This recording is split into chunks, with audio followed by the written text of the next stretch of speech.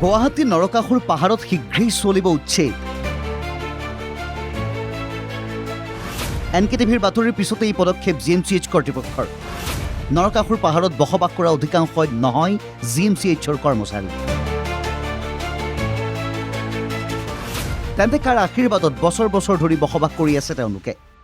গুৱাহাটী মহানগৰীৰ মাজমজিয়াত অৱস্থিত গুৱাহাটী চিকিৎসা মহাবিদ্যালয় হাস্পাতালৰ পাহাৰীয়া ভূমিত দীৰ্ঘদিন ধৰি বসতি স্থাপন কৰি আহিছে একাংশ লোকে। কোনো লোকে নিজকে GMCHৰ কৰ্মচাৰী বুলি দাবী কৰি আহিছে যদিও GMCH কৰ্তৃপক্ষৰ মতে নৰকাসুৰ পাহাৰত বসবাস কৰা বহু লোকেই GMCHত কৰ্মৰত নহয়। এই বিষয়টোক লৈ NKTVত সম্প্ৰচাৰিত হৈছিল বিশেষ প্ৰতিবেদন। NKTVত নৰকাসুৰ পাহাৰ বেদখলক লৈ বাতৰি সম্প্ৰচাৰৰ পিছতেই GMCH কৰ্তৃপক্ষৰ তৎপৰতা। NKTVৰ বাতৰিৰ পিছতেই নৰকাসুৰ পাহাৰৰ সমগ্ৰ বিষয়টো নতুনকৈ পৰ্যালোচনা কৰাৰ সিদ্ধান্ত লৈছে GMCH কৰ্তৃপক্ষই। এতিয়া আমাৰ যিহেতু বাতৰিটো আকৌ প্ৰচাৰিত হৈছে, আমাৰ ফালৰ পৰা প্ৰিন্সিপাল ছাৰে এটা কমিটি গঠন কৰিছে। আমি আৰু এবাৰ ভালকৈ চাম বিস্তাৰভাৱে। 2022 চনত যদি 150টা পৰিয়াল যেতিয়া 60টা হ'ব পাৰে, গোটেইখিনি চাই ল'ম। চাই লৈ পেলাই আমি আমাৰ ফালৰ পৰা চালোঁ আৰু আমি ডিষ্ট্ৰিক্ট এডমিনিষ্ট্ৰেশ্যন আকৌ এবাৰ ক'ম যে আপোনালোকৰ ফালৰ পৰা যুটীয়াভাৱে চাওক, লাগিলে আমিও লগত যাম। আৰু 2 নম্বৰ কথা হ'ল, যিহেতু আপোনালোকে কৰিছে মেডিকেল কলেজৰ GMCHৰ অধীক্ষক ডাক্তৰ দেৱজিৎ চৌধুৰীয়ে জানিবলৈ দিয়া মতে বসতি স্থাপন কৰি থকা লোকসকলক লৈ জৰীপ চলোৱা হৈছিল, কিন্তু সেই সময়ত বিভিন্ন কাৰণত জৰীপ সম্পূৰ্ণ হৈ নুঠিল।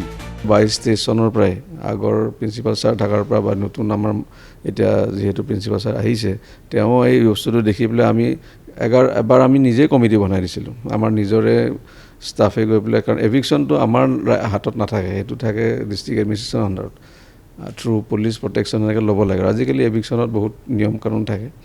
সেই বস্তুটো তেতিয়াও কৰিছিলে। তাৰপিছত সেই ভিত্তিত তেওঁলোকে দায়িত্ব দিলে যে যোনবিলাকৰ মানে এৰিয়াবিলাকৰ আণ্ডাৰত পৰিব, তেনেকৈ চাৰ্কেল অফিচাৰবিলাকৰ, এডমিনিষ্ট্ৰেটিভ হেডবিলাকৰ, তেওঁলোকৰ এটা যুটীয়া ৰিপৰ্ট দিব লাগে, দিছে সেইটো। তাৰ ভিত্তিত তাৰপিছত মাজতে কোনোবাই কেছ কৰিলে, কেছৰ এটা মানে কেছৰ ফালৰ পৰা কি ৰায়দান দিয়ে গোটেইখিনি চাই। GMCHৰ অধ্যক্ষ ডাক্তৰ বাবুল কুমাৰ বেজবৰুৱাৰ নিৰ্দেশত এখন কমিটিও গঠন কৰা হৈছে।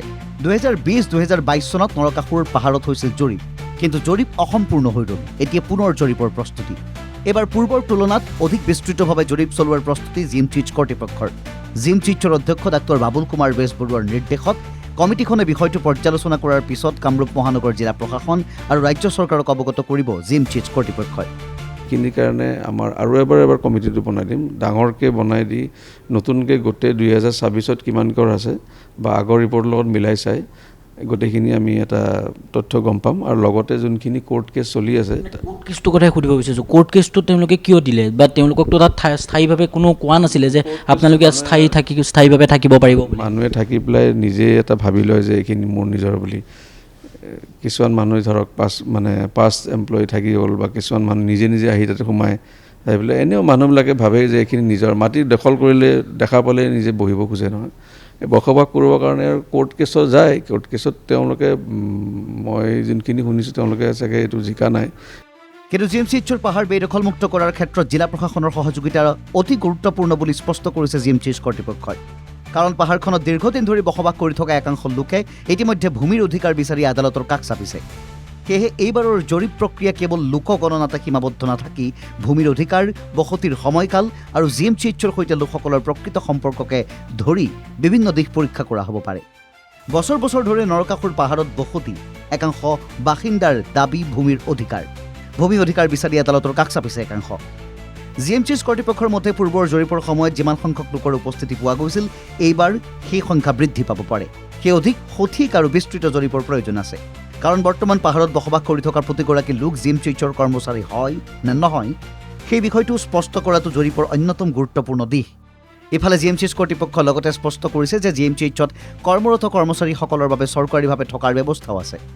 তেনেক্ষেত্ৰত নৰকাসুৰ পাহাৰত বসবাস কৰা লোকসকলৰ ভিতৰত প্ৰকৃততে কোন GMCHৰ কৰ্মচাৰী, কোনে GMCHৰ সৈতে কোনো সম্পৰ্ক নাৰাখে আৰু কোনে কি অধিকাৰৰ ভিত্তিত পাহাৰত বসতি স্থাপন কৰিছে, সেই সকলো বিষয় পুনৰীক্ষণ কৰাটো এতিয়া গুৰুত্বপূৰ্ণ হৈ পৰিছে। কোনে দখল কৰিছে পাহাৰ, কাৰ নামত আছে ভূমি, কোন অধিকাৰৰ ভিত্তিত চলিছে বসতি? তেওঁলোকে যদি ধৰক বসবাস কৰিছে ইলিগেলি, কাৰণ পাহাৰখনটো কাৰো আমি দিয়া নাই বসবাস কৰিবলৈ, এইটো বস্তু ইলিগেলেই হ'ল।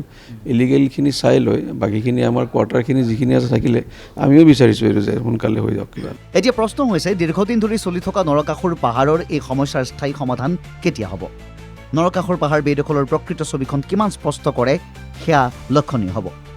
ভিডিঅ' জাৰ্নেলিষ্ট ময়ূৰৰ সৈতে গুৱাহাটীৰ পৰা কল্পজিৎ শইকীয়াৰ ৰিপৰ্ট NKTV+।